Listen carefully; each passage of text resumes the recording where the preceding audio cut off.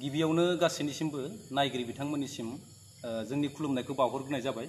जों बाक्सा जिल्लानिफ्राय बिटिआर सरकारनि एलपि इउपि साख्रिनि थिसनथायनि बेलायाव जों निउज डिलेटनि बिजाथि महरै बिटिसिनि इडुकेशन डाइरेक्टरनिफ्राय मिन्थिनो मोननाय लेखा निउज बिजाथिफोरखौ फाइनेल मेरिट लिस्टनिफ्राय जानगाराव दोननायनि बाथ्राखौ मिन्थिनो मोननाय जादों।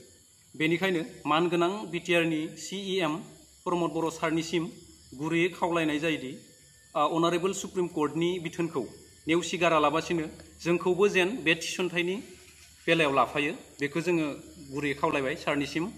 लोगोसेनो दा बाथ्राया जाहैबाय मा जेराव जोंखौ डकुमेन्ट्स भेरिफिकेशनाव एनेक्सार डिआव होखानाय लेखा जा डकुमेन्ट्स बिदोंमोन बेखौ होसेयावबो मार्कशीट आरो सार्टिफिकेटनि इस्यु डेटखौ लानानै जोंखौ नेवसिगारनो नागिरनायखौ नुनो मोननाय जादों।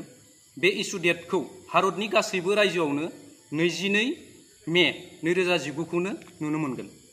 अनलाइनावबो बेखौ नुनो मोनगोन, लोगोसेनो डिजिलकारावबो बेखौनो नुनो मोनगोन, जेराव फोसावथायनि एनेक्सार डिनि बिनाय बादियै गोरोबखायो, जेराव 2019 मायथाइनि 10 एप्रिलसिम बिनाय बादियै दंखायो।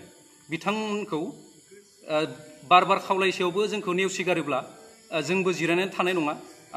आयेननि राहा बादियै अनारेबल सुप्रिम कोर्टआव चेलेन्ज खालामनो जोंबो राजि जाखानानै दंखायो। आरो मानगोनां डाइरेक्टर जगदीश प्रसाद ब्रह्म सारनिसिम 18 जुलाइ 2025 मायथाइ खालारखालिनो अनारेबल गुवाहाटी हाइकर्टनिफ्राय निउजनि बिजाथिफोरखौ लानांगोननि बेलायाव रेफारेन्स नाम्बार DE/BTC/WPC/643/2024/36 बे रेफारेन्स नाम्बारखौ लानानै लिगेल अपिनियनखौ दैथायहरखानाय जादोंमोन, जायखौ दिनै नेवसिगारनो सानदों बिथांमोना।